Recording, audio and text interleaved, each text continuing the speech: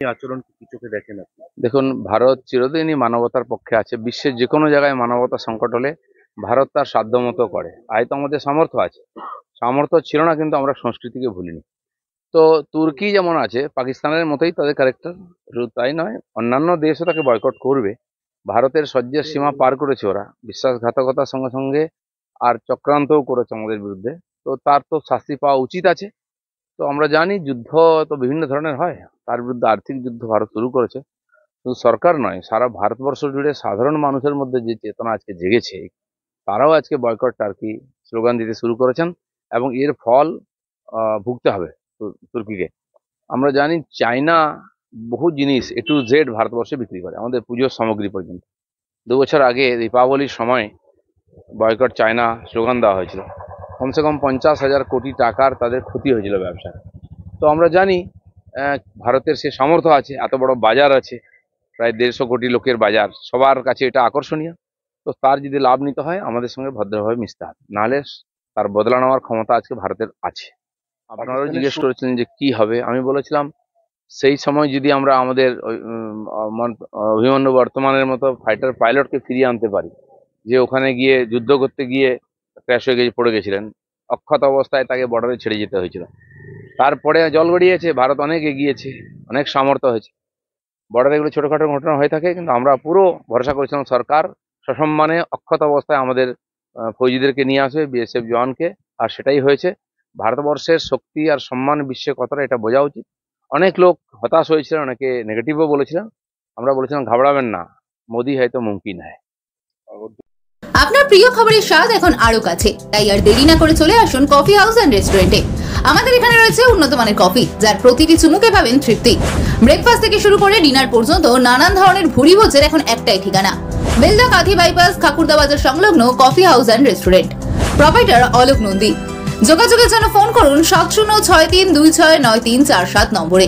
Coffee house and restaurant, এখানেই পাবেন খাবারের আসল আনন্দ। বলেছেন অপারেশন সিন্দুর তো হয়ে গেছে, এবার একটা অপারেশন বিজেপি লাগবে, তার কারণ বিজেপির নেতারা মুখে বড় বড় কথা বলছেন, তারপর বাড়ি গিয়ে দুপুরবেলা খেয়ে দিয়ে শুয়ে পড়ছেন, বিজেপি এগোচ্ছে না। যাই হোক, সেটা পার্টির লোকেদের বলুন, যারা দেখছেন তাদের কাছে বলে দিন তাদের বক্তব্য। মানে অর্জুন সিং তার মুখে কি এ কথাটা মানায়? তিনি অন্য দল থেকে এসেছেন একটা। কার কি মানায় না মানায় লোক সব জানে, আমি বলার কে। আর নিজের সমস্যা আর নিয়ে জর্জরিত বিভিন্ন ডিপার্টমেন্টে। ঠিক সেরকম শিক্ষা বিভাগ আজকে প্রায় বন্ধ হয়ে যাওয়ার মতো, এই 26,000 শিক্ষক চলে যাওয়ার পরে। আগে তো সব জায়গায় শর্ট ছিল, কোনো স্কুল আছে যেখানে কোনো পার্মানেন্ট শিক্ষক নেই, প্যারা টিচার পার্ট টাইম দিয়ে চলে। তারপরে যারা ছিলেন প্যারা টিচারদের নিয়েও সমস্যা, তারাও বয়কট করছে। তো চলবে কি করে?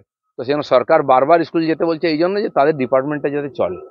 কিন্তু যারা যাবেন সেই টিচারদের চলবে কি করে, তাদের ভবিষ্যৎ কি, এটা পরিষ্কার না করলে লোক কি করে যেতে পারে এরকম অনিশ্চিত ভবিষ্যতের সঙ্গে।